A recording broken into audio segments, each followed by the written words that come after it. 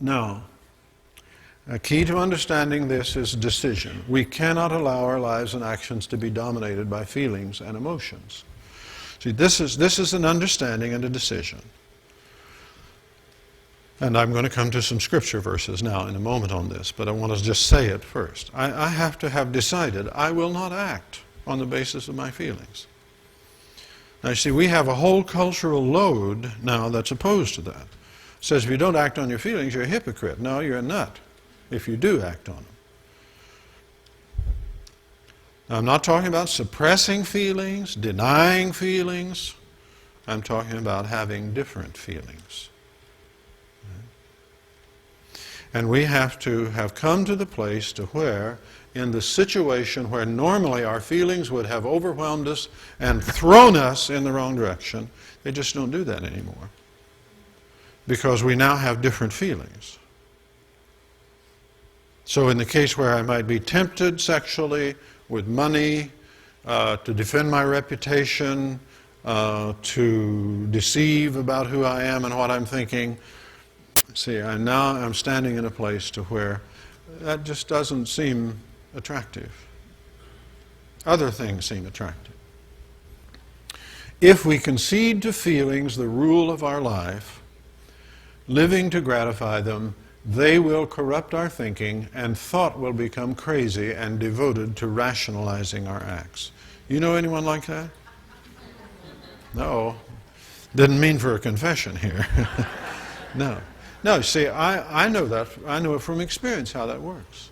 And you'll see people around you. You may work with some. You may have family members. And their whole life is devoted to rationalizing their feelings. Their feelings have commandeered their thoughts.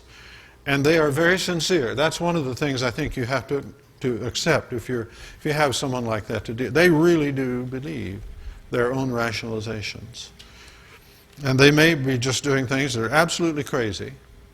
And they're saying things that make no sense, but they have been locked in because they have conceded to feeling the right to rule their life.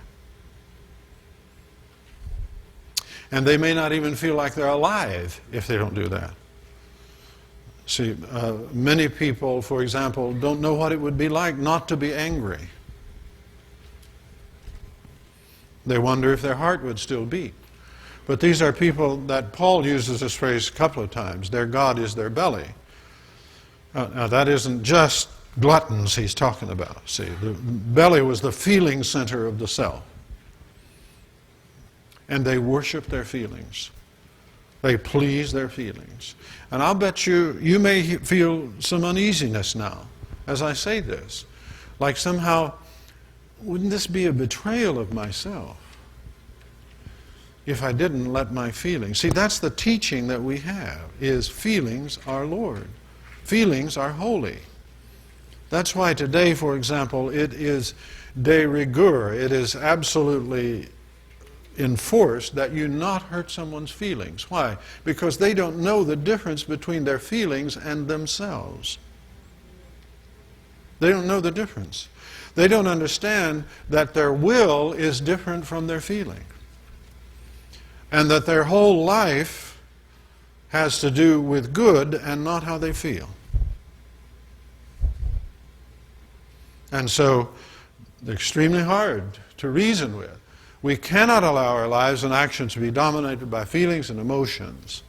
They must serve what is good and not define it. Feelings do not define what is good. But again, now that is an orthodoxy that reaches to the highest levels of the academic world. That the good is what you desire. No, the good is what you ought to desire, and if you had any sense, you would desire it. No. But how do you establish what is good if not by what is desired? Well, you have to know something other than yourself. You have to know what God is like, and you have to know His teaching. And perhaps once you get that teaching, you can see that it's good without reference to God even. It's just good. Like truth-telling. Now, since we're in the mess we're in, we need God to tell us to tell the truth. Because, as I mentioned last time, truth is painful and doesn't necessarily cooperate with our desires. So we need God to tell us that, tell the truth. We don't want to tell the truth. If I tell the truth, I put myself out of control. When I discuss this with students, often the thing they bring up most often is, well, if I tell the truth, I'll hurt other people's feelings.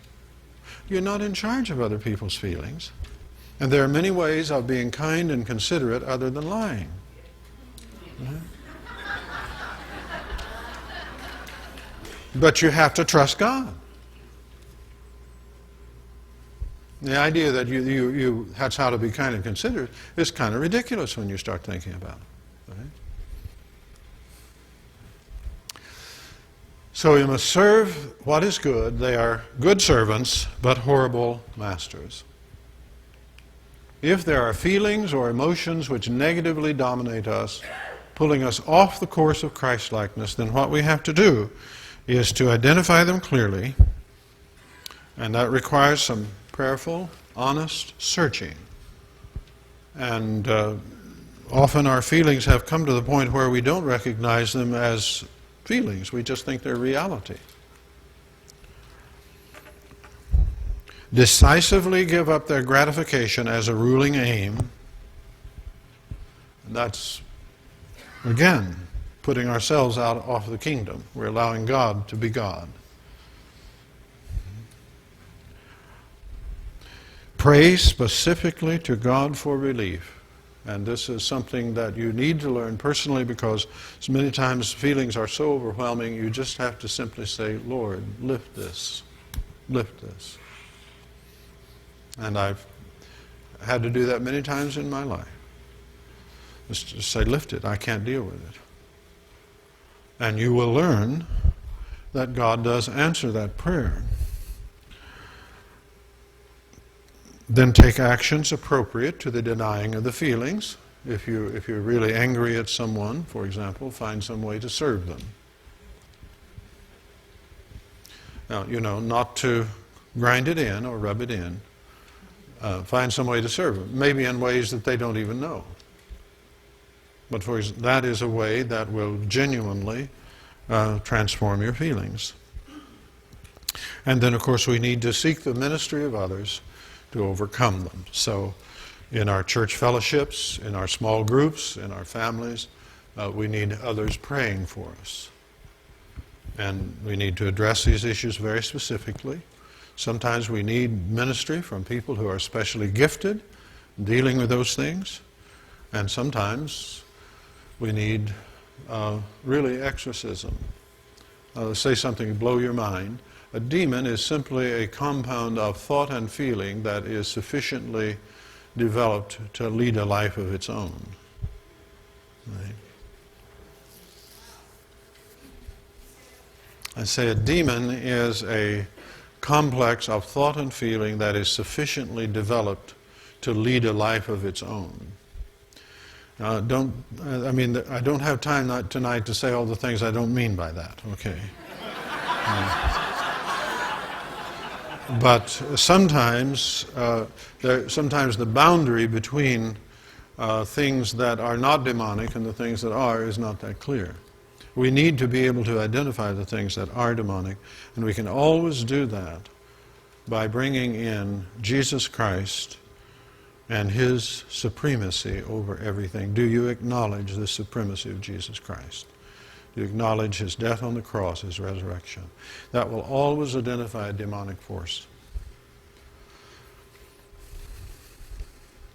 Sometimes we need to speak to or pray to something in the person that is not demonic. It's something they've received, some thought or feeling that has come to grip them, and so we need that sort of ministry also. But at the root of it all now must be the resignation of living to fulfill our feelings. I wish I had time to discuss a lot of these things tonight.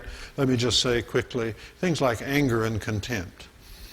Contempt is one of the most powerful and destructive feelings in human life. I'd like to encourage you this evening to believe that you can live entirely free of contempt.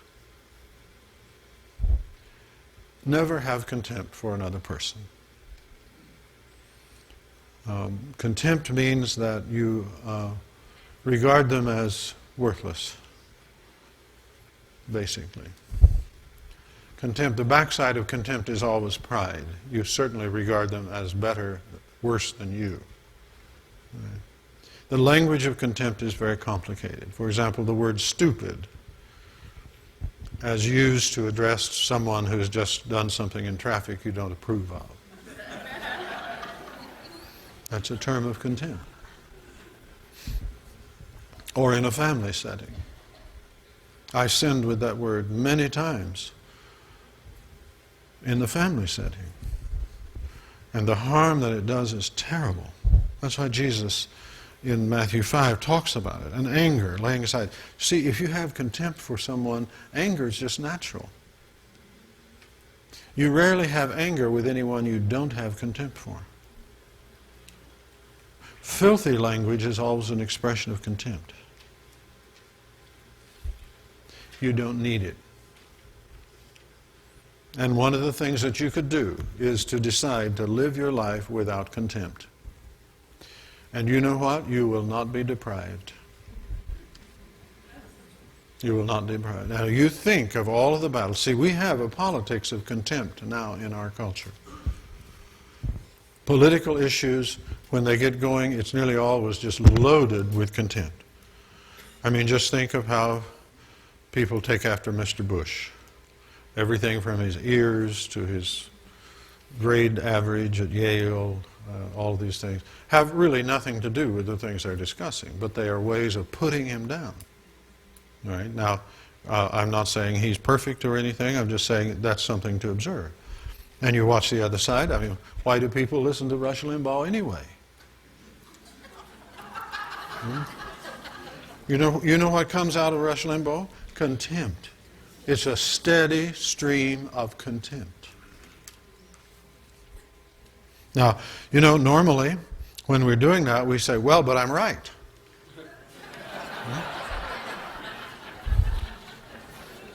Right? Isn't that what Rush says to himself? You know, ditto. Ditto, ditto. Well, that's the opposite of contempt. People are expressing adulation for him.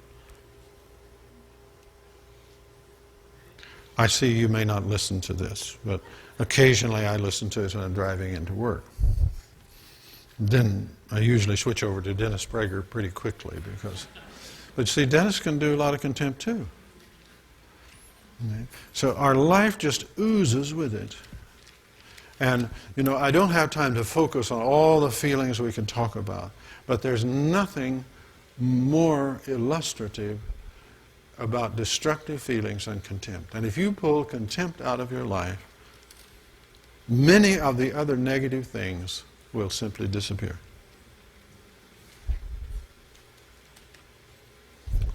Anger, I mentioned. Anything you can do with anger, you can do much better without it. See, now again, I'm not talking about denying or repressing, I'm talking about not having it. And Paul says in Colossians 3, among other things, lay aside anger. You'll do much better without it. Now, if you see the great shepherd and you see yourself in his world and so on, then you'll be able to do that. Because anger is always a response to a crossed will. People get angry when their will is crossed. Doesn't matter how trivial it is. Now, if you're living in a world where the will that matters is God's will, then when your will is crossed, it will not mean the same thing. Now, I'm not talking about not standing up for what is right. You can stand up for what is right without anger and without contempt, but you might never know it if you just observe people. Yeah, right? I mean, in my circles, in the academic world, very refined language for contempt. Right? But knowing who to have contempt for is a revelation of whether or not you're intelligent. If you don't have contempt for the right things and the right people, there's something wrong with you and you're contemptible. See, because now at all echelons of our world we've lost any sense of what genuine respect and love for other people is. And we're always running after desire and sanctifying desire, and getting my way and all those sorts of things. You see, we just have to get off that boat entirely. And we have to recognize that's not God's world. Now, I can stand for what is right, and I can stand in a way that people may have to kill me. But they cannot make me angry. And they cannot make me have contempt for them if I have taken care to let the mind and personality of Christ move into my life.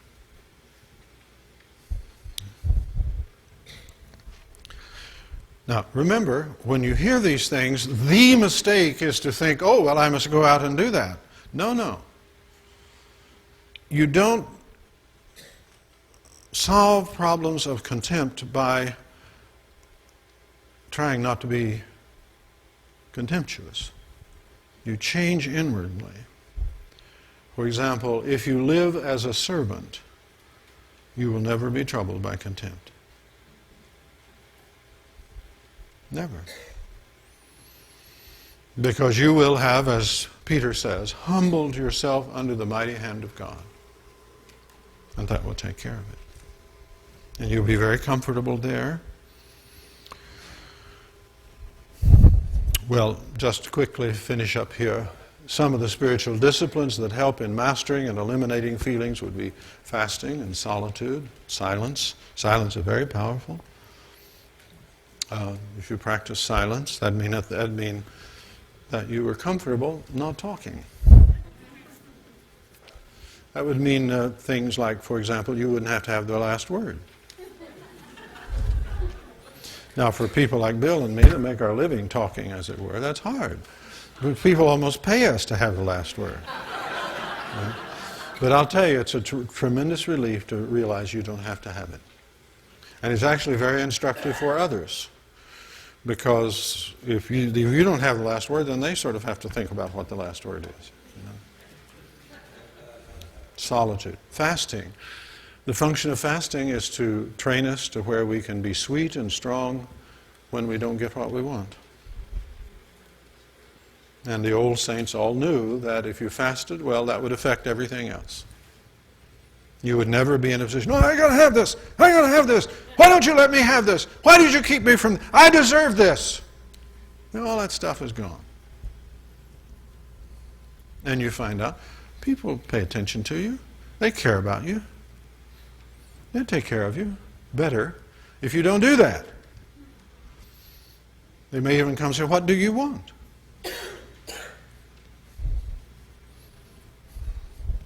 So these disciplines, scripture memorization, we fill our mind with the truth of God. It is a literal substance. I've encouraged you to work with the 23rd Psalm, but go beyond that and find larger portions. Bill arranged for, in the notes that he's made, you have a section from the Sermon on the Mount that I talked about, and so that's a good thing too. The fruit of the Spirit now, we want to understand, does not consist of feelings or emotions, but character. Love is not a feeling. Love is a character. Right? And so, you know the song, Falling in Love with Love? Right? You know that song? It's a wonderful thing. Falling in love with love is playing the fool. Ooh, wow, some truth.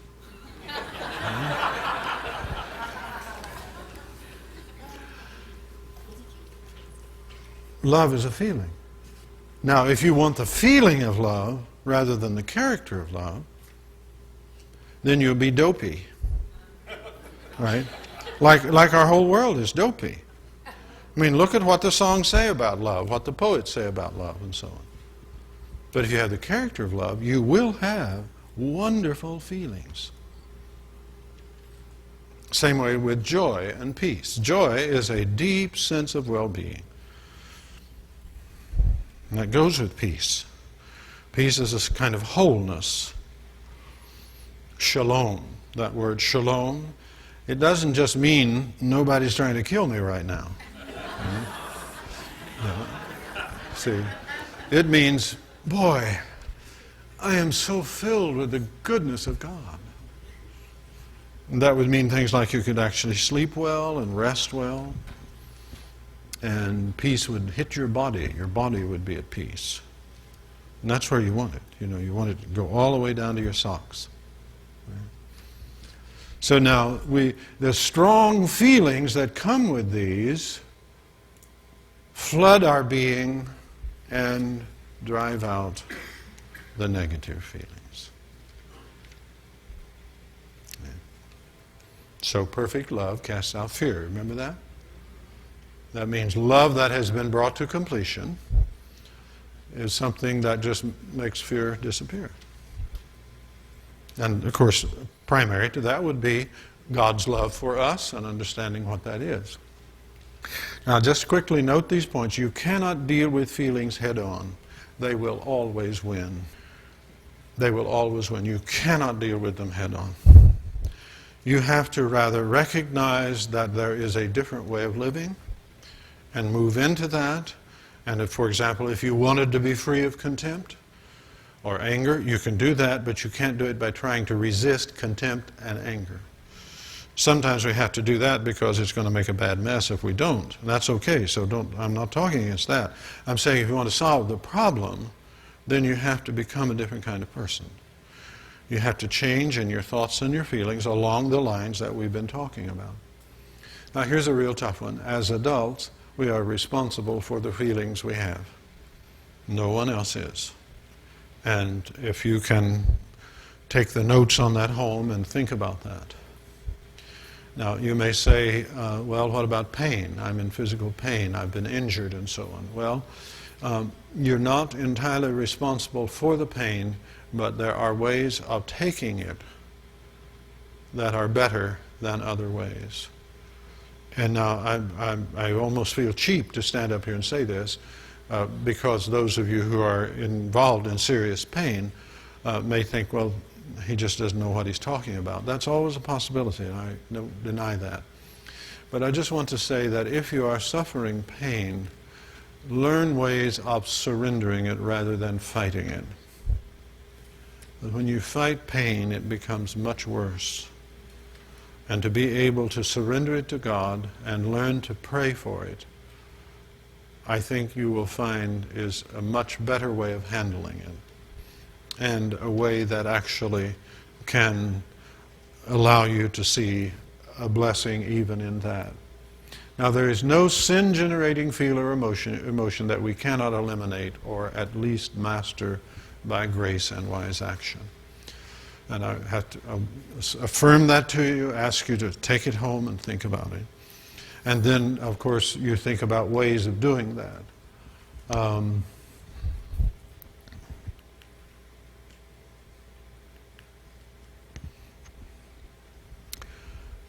I want to leave you this evening thinking about what you're going to do. We've been talking now 3 weeks running. I'm hoping that you've had some experience of things that you haven't had before as you've tried to work with the things that I've said. We do not fail to receive healing of life in Christ because of lack of will. That's not the problem. And that is so commonly thought, oh, you just don't will it. Well, it's not, I mean, that can happen. But because of lack of intelligent order and decision in removing the things that defeat will. That's what we have to work on. So what we have to learn to do, in other words, is how to apply our will. Not to just trust in strength of will. See? Because the issue is almost never strength of will, but rather will misapplied. The question is, if you wish to change, where will you apply your will? So, for example, to go back to the theme I'm stressing here, contempt. And I'm choosing that because it's such a huge issue in human life. You actually can change that. But you'll have to think differently. And so you start there. And a good rerun of the idea of grace might not be a bad place to start. See? And then how grace works in life, and thinking about other people, and learning that they're not to be degraded in any way, that they're to be honored and treasured because God honors and treasures them. See, that kind of thinking and retraining. You cannot change your thoughts by changing your feelings, but you can change your feelings by changing your thoughts. And that's where the will comes in. In any situation of temptation, pay attention to where your thoughts are. Now, you may know the story of Saint Benedict, and he was troubled by sexual lust, and he threw himself in a briar patch and rolled about in it. And I'm sure that had the desired effect.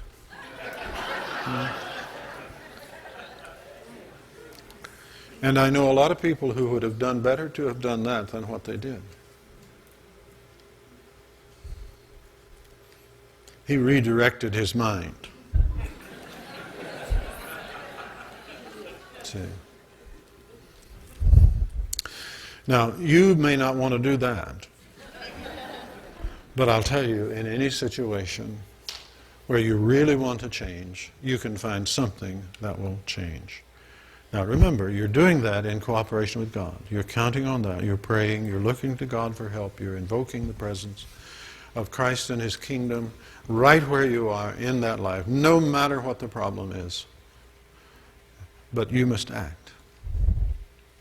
You must act. Those who belong to Jesus Christ have crucified the flesh with its passions and desires. He who has suffered in the flesh has ceased from sin so as to live the rest of the time in the flesh, no longer for human desires, but for the will of God. Okay. Does this represent something that has happened in your life? Are you willing for this to happen in your life? That's the question that we face tonight. Now, next week we're going to talk about the body and the social situation in this context. In particular, we're going to talk about redeeming the family. But we have to come to that having already decided, this is for me. I am prepared to have my desires and my feelings and my emotions crucified. I am prepared to allow God to take over and direct them into ways that are good. Let's stand and have a prayer. Father, we thank you for this word that comes to us from our brother Paul and other writers, good teaching that we can genuinely be transformed. And we ask you to lead us gently into this, so that even as we go from this room and as we go home, there will present itself to our minds ways that we can drop the terribly negative and harmful feelings and emotions that rule life outside of you. So we count on you to do it and ask you to glorify the name of your Son, Jesus, in so doing. Amen. Thank you. Thank you.